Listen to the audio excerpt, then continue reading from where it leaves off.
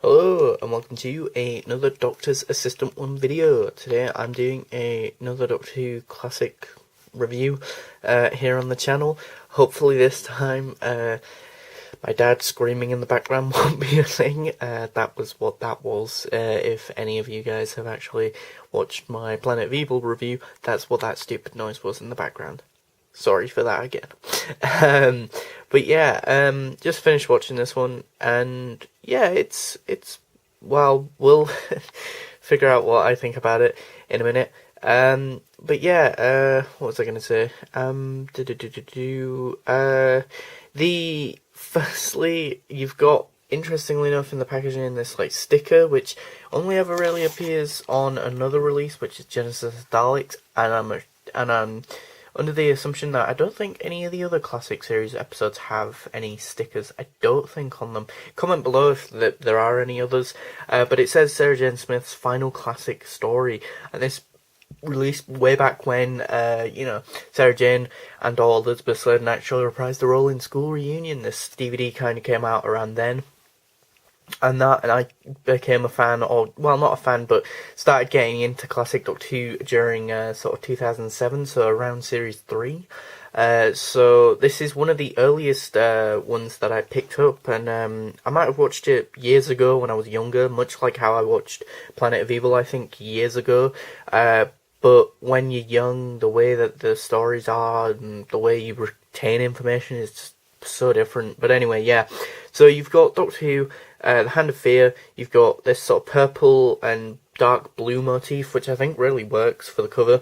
You've got Sarah Jane there with the hand. You've got Eldrad, PG, Tom Baker as the Fourth Doctor there. The Tom Baker years, 1974 to 81. PG, BBC DVD. And on the spine you've got Doctor Who, Tom Baker there. The Hand of Fear, 2 Entertainment, BBC. Then on the back you've got the special features, you've got the bio as well, which is also very short, then on the ground as well as Planet of Evil's one, as well as the running time, director, producer, and when it originally broadcast, and the strip of images of the episode, which all look very similar, to be honest. Very odd. Then you've got the disc and the writer's notes, which just kind of goes over all sorts of stuff about Sarah Jane and how influential she was as a character, and yeah, how influential Elizabeth Sladen's performance was in bringing that character to life and that. So yeah, what was I going to say? Yeah, the episode itself is fairly simplistic, very sort of run-of-the-mill, much like Planet of Evil, actually. They're very, well, they're not very similar stories, but they are similar in so much as I say, I think they're basically very box standard, sort of what I typically expect from classic Doctor Who when I think of classic Doctor Who. You know, there's a quarry, there's this alien, there's, you know, a giant pit that, you know, Sarah almost falls down at one point. You know, there's the Doctor being very alien-esque.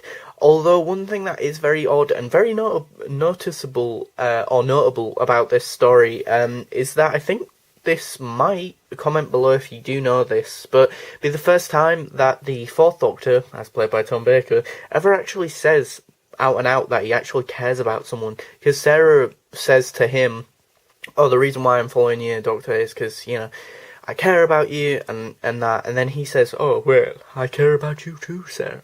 You know, which is interesting, because obviously Tom's Doctor is very much highly regarded as this sort of very eccentric, benevolent alien interpretation of the character, which is fine, and I love that about him, but that then means that, for the most part, everyone just assumes that he's this horrible, arrogant, stubborn, rude, obnoxious sort of alien-like character, which he is quite often that, but he is compassionate, but in his own weird, eccentric way, you know, and I think this, as I say, notably, might be the first time that he's ever actually said that he cares about someone, and he does really care about Sarah, and I think it's shown in this episode, not only by him saying that, but by some of the actions that he takes, throughout this story, and throughout a lot of the stories that he has with Sarah. You know, he very much cares about her. You know, it probably helps that Tom and Elizabeth Sladen got on like a house on fire, as it were, but behind the scenes, she absolutely adored his sense of humour, and Tom being Tom, he loved it whenever anyone loved his sense of humour and loved his ideas, and that he was full of for the show. And she would always pitch in and be like, I'll just give Tom a bit of a go, this idea that he's got, not that obviously Tom asked her to do that, but yeah.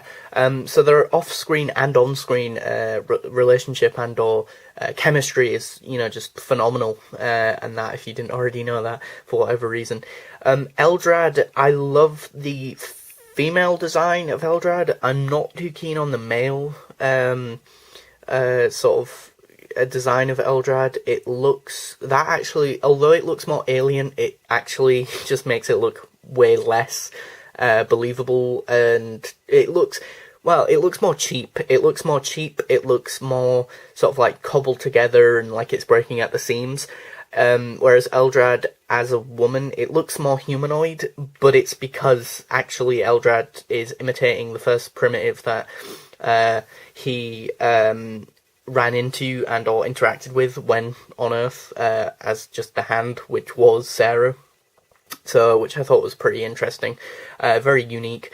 I love the idea of the Eldrad regenerating herself or himself, like how, like at the beginning that it's just the Hand and that, and then obviously by the end of the story or partway through, then it's a full person, and then it's a full person but regenerated again and that. So, and she even makes a comment like, that the Doctor shouldn't be so bewildered by the whole sort of regenerational change, because obviously the Doctor regenerates. So it was interesting.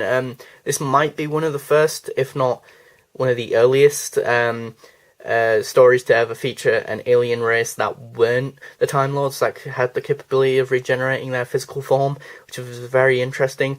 I love all the scenes in the sort of factory, sort of nuclear power station. This episode, up until sort of part 4, very much reminds me of really early sort of Jon Pertwee Doctor Who in a good way. You've got army dudes, you've got the sort of radiation-y sort of nuclear power station, which again I could see being a unit story in the Third Doctor's era, with like Katie Manning as Jo Grant and Jon Pertwee running around and that. But yeah, and then you've got the quarry as well right at the beginning, and that blowing up and that just being epic. That's pretty epic, like sort of first sort of introduction to the story and that. Yeah, and the episode kind of reminds me of the Sea Devils in so much as that then Eldrad does kind of want to take over the Earth or attack the stupid apes but obviously it's on a less grandiose sort of army versus army sort of scale. It's more like I'm a one-man army in this case. I love Sarah's reaction when you first see Eldrad is just absolutely priceless, in so much as the horrified nature of her reaction and Tom's just childlike bewilderment of something new to see and the line about we could use the oldest weapon, historical weapon known to man, and the director guy then power station's just like, what's that? Human talking. Diplomacy, we could talk to it. And he's just like, what? What do you want about, man? Because they've just tried to, spoiler alert, but, nuke the power station and that, and attack the alien. I love how this story very much heavily ties into and sets up Deadly Assassin really well. And that, as I say, I don't think I've seen this episode in years, so I don't remember this, but yeah, like the Doctor gets that sort of psychic link message thing right at the end of this episode. So then he's like, Sarah, well, you need to leave. And she's like, well, I'm leaving now. And he's like, wait, how did you know that you have to leave? And it's very sad, and oh god, yeah, it's very gut-wrenchingly sad when she has to leave and that. I hate that, because she is one of my favourite companions, if not my favourite companion. She's definitely up there in my like top 5, top 10, or top 10, top 5, companions of all time. Sarah Jane, I adore her. The chemistry, as I say, that they both have is just, it doesn't feel like they're even playing characters really when you see them on screen. And in that respect, you can kind of see why Tom didn't want a companion for the immediate story after Sarah's departure and that, and yeah, she stayed on for season 11, 12, and then part way through 13, and then a little bit of 14. So 3 series and a bit she had under her belt, and that 2 with Tom and one with John, 2 with Tom, and then, as I say, the first 2 stories of season 14. Mask of Mandragora, and then, as I say, sorry about that. As I say, then Hand of Fear.